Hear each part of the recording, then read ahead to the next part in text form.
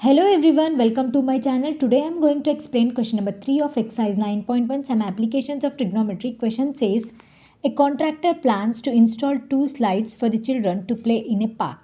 For the children below the age of 5 years, she prefers to have a slide whose top is at a height of 1.5 meters and is inclined at an angle of 30 degree to the ground.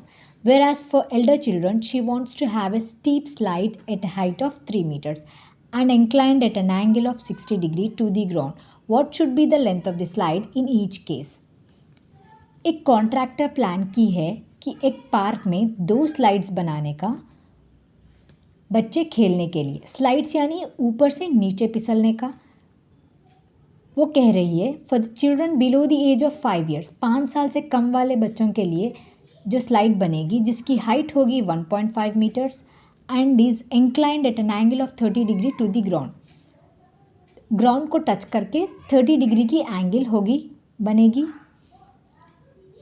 वेराज for Elder children, बड़े बच्चों के लिए जो slide बनेगी जिसकी height होगी 3 metres and inclined at an angle of 60 degree to the ground.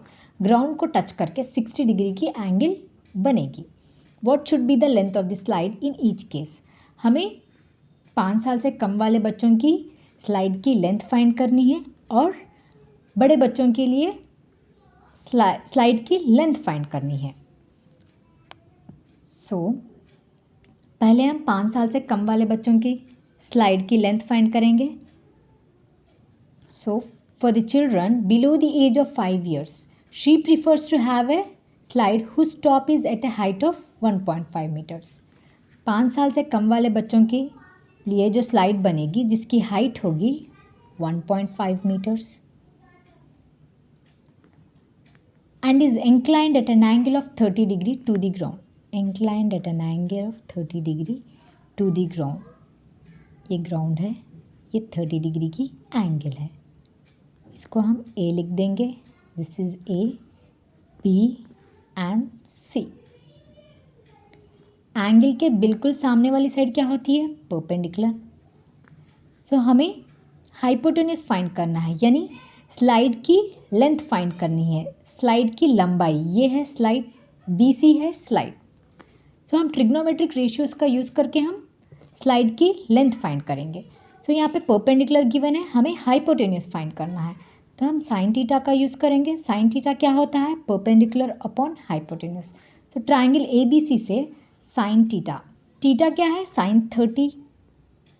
Theta 30 है, तो sine 30 is equals to perpendicular क्या है? ए सी अपॉन हाइपोटेन्यूज क्या है? B C. साइन 30 की वैल्यू क्या होती है? 1/2। ए सी गिवन है 1.5 अपॉन बी सी हमें फाइंड करना है, यानी लेंथ फाइंड करना है स्लाइड की। BC, write as it is. BC into 1 is BC. 1.5 into 2 is 1.5 into 2 is 3.0.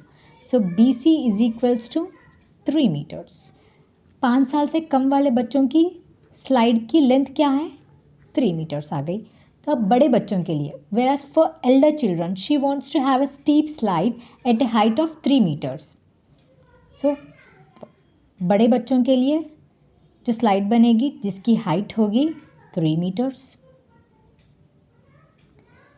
And inclined at an angle of 60 degree to the ground. Inclined at an angle 60 degree to the ground. ये ground है, ground को touch करके angle 60 degree बनेगी। ये ground है, we call it A, B and C.